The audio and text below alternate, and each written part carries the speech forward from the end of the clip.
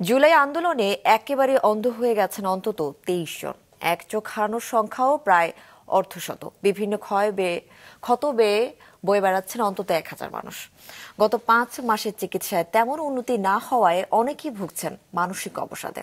তাদের উন্নত চিকিৎসার জন্য ঢাকায় এসেছেন সিঙ্গাপুরের 5 চক্ষু বিশেষজ্ঞ। মাহমুদ কমলের রিপোর্ট। বন্ধুরা কইছে কি তুই আর স্কুল করবি না? আমি কইছি কি না বন্ধু। কেন? এখন তো এক চোখ গেছে গা।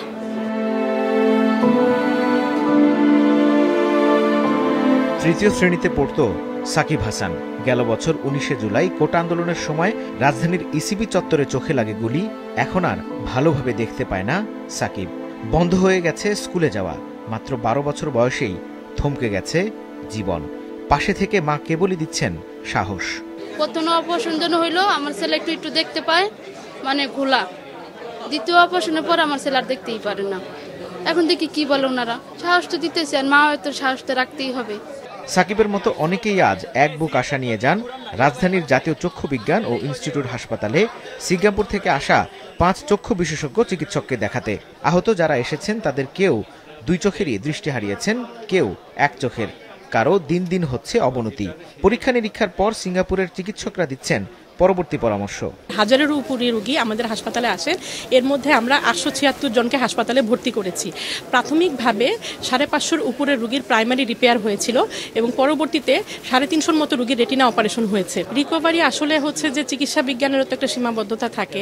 এখন এটা হচ্ছে অত্যন্ত ক্ষতিগ্রস্ত হওয়া চোখ। যতটুকু সম্ভব আমরা চিকিৎসা দিয়েছি এবং সেই অনুযায়ী কিছুটা রিকভার হচ্ছে এবং আমরা তাদের অবজারভেশনে রেখেছি।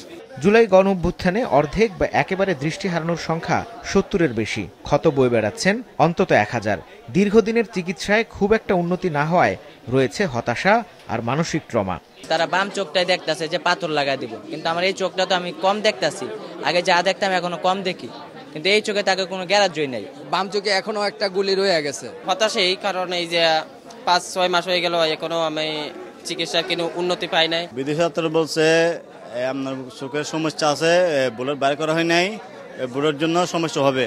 আর এখানে ডাক্তার বলছে সমস্যা হবে না।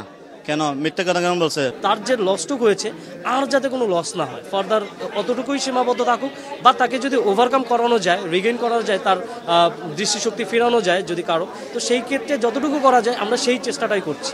পরিচালক জানালেন চিকিৎসায় কোনো ত্রুটি করছেন না তারা। গুলি থাকলে রোগীদের যে একটা আতঙ্ক, একটা ভয়, একটা ট্রমা, তাদের এটা শুধু মানসিক ট্রমা আমি বলবো না, তাদের শারীরিক ট্রমাও এই গুলির জন্য ভবিষ্যতে হতে পারে। তো আমরা আমাদের সর্বোচ্চ আমরা চেষ্টা করতেছি এই বিষয়টা থেকে ফয়সলা করার জন্য। সরকারের উদ্যোগে আগামীকালও চলবে এই বিশেষ মেডিকেল ক্যাম্প। মাহমুদ কমল, মাছরাঙা সংবাদ, ঢাকা।